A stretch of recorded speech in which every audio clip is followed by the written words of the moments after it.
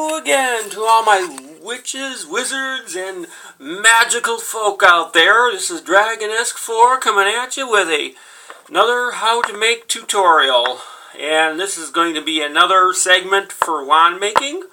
I've already covered how to make a basic wand, how to make a core exchanger wand, how to make a light up slash lumos wand, if you want to call it that. Today I'm going to teach you how to make a wand pen. And they're going to look like this. And they have an actual pen on the end that you can use. These are full-size ones, and I'll explain what you're going to need and explain how to do it. Alright, your list of materials for today's build, you're going to need a pen that either unscrews from the front or pulls out from the front. Like some pens, this one here, it unscrews, as you can see. It comes off from the end here part. You can see that. Okay, so you need a pen that comes off from the end.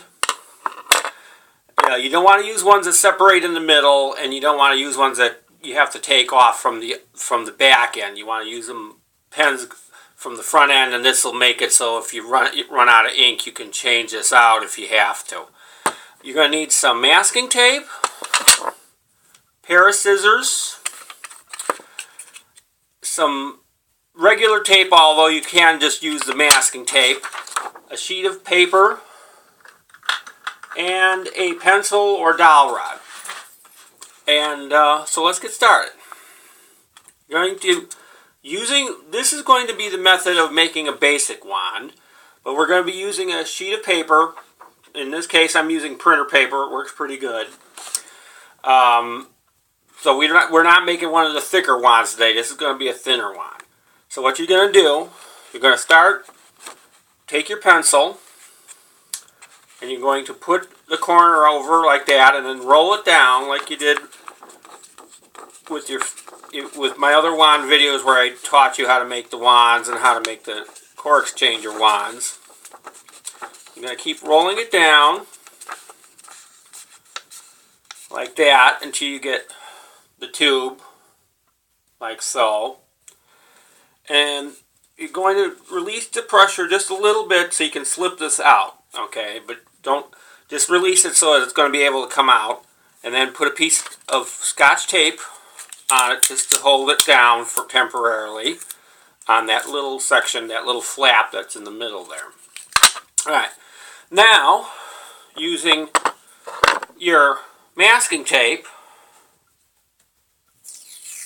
you're going to tape from one end and wrap it around, and we're just going to leave the pencil in there for now because it makes it a lot easier when you're wrapping this because of it being the printer paper instead of poster board paper.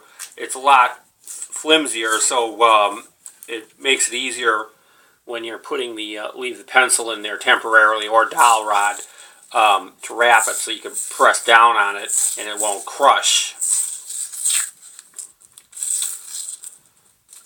And again, the masking tape kind of gives us stability and strength here.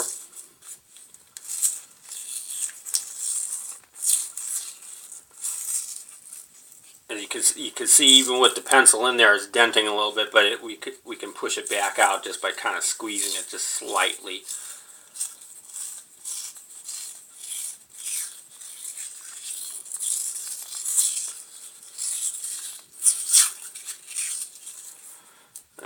And then kind of shift your pencil down as you go. If you have a full dowel rod, you won't have to shift it down, but with the pencil method, you will have to.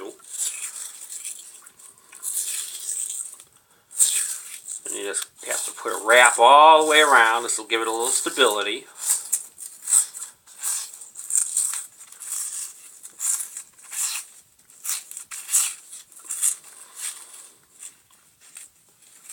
And I usually like right at the end to go just a couple of times just to give the end part a little thickness.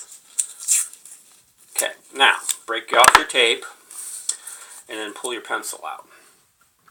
Okay, now you'll have this, and you'll have these rough ends. Now what we're going to do, going to cut these even. So you're going to use your scissors, cut off the end so it's flat. And you need to do this with the front end too, because we're not going to, on the basic wand without the pen, you would just kind of push it together and push it and seal it in. But with this wand, you need to cut that flat because we're going to be inserting a pen in here. Now this particular method, you don't have to use clay or bake it or anything like that, or remove the pen in order to bake it. This, because it would explode if you tried to bake it with using the baking clay method, whatever. You don't have to do this with this. This is real easy to do. Now take your pen, and before you seal off the thicker end, which is the handle, what I forgot to mention, you're going to need a glue gun also, with glue sticks. Okay. I've already got mine plugged in. Now taking your glue gun, you want to take your pen and holding it by the cap end, you want to put a layer of hot melt glue onto your pen.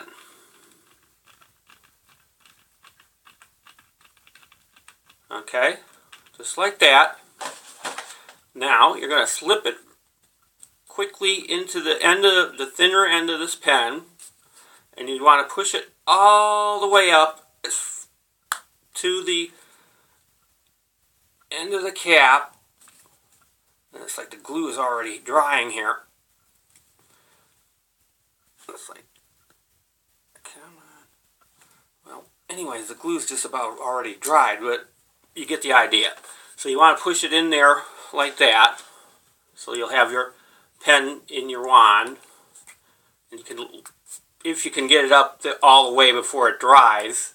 Like I wasn't able to get it up all the way, but it'll look like that. Okay. Now you want to take your hot melt and seal this end off here with the hot melt. And if you want to put like a little piece of paper that you trimmed off into there, it will help. I mean, you could just ball it up and glue it in place there, but you don't have to. You could just use it with the hot melt itself. But if you want to just take a little piece of the trimmed off paper and just stuff it in there, it gives something for the glue to actually adhere to, which makes it a little bit easier to seal it off. So you see what we're doing here? So I'm sealing that. I'm sealing off the end,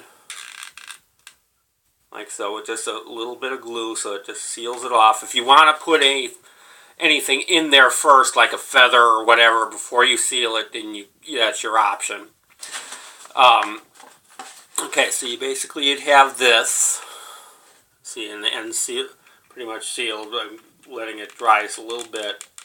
I'm going to put just a little bit more, just make sure it's fully sealed. And doing that, sealing off the end will give it a lot more strength, even though it's still, because it's paper, it's still kind of weak, but you can see I can push into it and it kind of springs back into form, because when both ends are sealed off like that, it creates like a air pressure on the inside, so it doesn't really, you could push into it, and it makes it a little bit more stable along with the tape that we wrapped. It makes it a lot more sturdy too. Now, after you do that, if you want to just do it plain, you can just color it, whatever paint or marker pens or whatever you want to color it with, or if you want to glue other stuff on there, like beads or whatever. Or you could just do like, take some hot melt and just kind of do like whatever kind of pattern you like. Let's see, like maybe I'll put some like intersecting crosses or something on here. I don't know. It's like I kind of out of ideas here of what to decorate my wands with. So I'm just going to do some like little crosses for something here. Maybe some little swirls.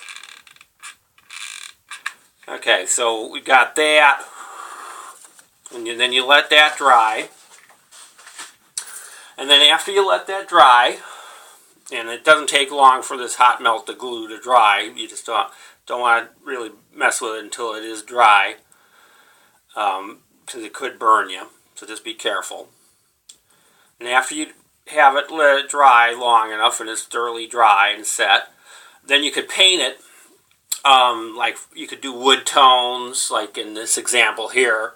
And if you use like a plastic bristle brush and go through your paint and just kind of draw it down the wand, it'll give it a graining appearance, so it'll make it look like real wood. And I'll see if, I don't know if you can catch it on camera or not, but with a plastic bristle brush, if you pull it through the paint, it'll give it like a wooden appearance. And on this example here, I painted it in the wood tone, and then I did the glue in the form of a lightning bolt right there, and I painted the lightning bolt separately. And you can coat it with a spray, like a spray protector acrylic coat if you want to, that's clear, a clear coat, and that'll make it so the paint won't rub off. Although, depending upon the paint, it may or may not rub off, but it's always a good idea to coat it. It also gives it a little extra stability, too. And on this example, I used a wood, and I painted the larger end in a red tone. And then I did kind of like a weird eye pattern, sort of. And I also made this end a little thicker by putting a little bit more tape in the middle here. I put a few extra layers of tape on the middle. You could also add some like clay, like air dry clay. You probably wouldn't want to use baked clay because it being paper, it might catch on fire possibly. So if you want to use clay, use air dry clay. Or again, you could also do the patterns with the glue. And now this is a full size. These are full size examples here. And okay, this one here that we just made, that I just showed you how to make, is now dry. And you can see it's full-size example. If you don't want to have a full-size example, like in here, you could cut it down to whatever size you're comfortable with. Like, I don't mind a full size, you see, and then you could write with it. Just take the cap off, and then you could write with it. You can cut it down in size if you feel like you'd rather have a shorter pen wand. Or you can just use it like it is. And yes, you could probably combine it with real magic if you want to. You could do your spells. Do your spells with it, and then you could write your spells as well. Write them down and then do them. Well, anyways, it was a quick tutorial, and I hope you enjoyed it. And that's how you make a real easy way of how to make a wand pen. Well, hope you enjoyed it. Bye.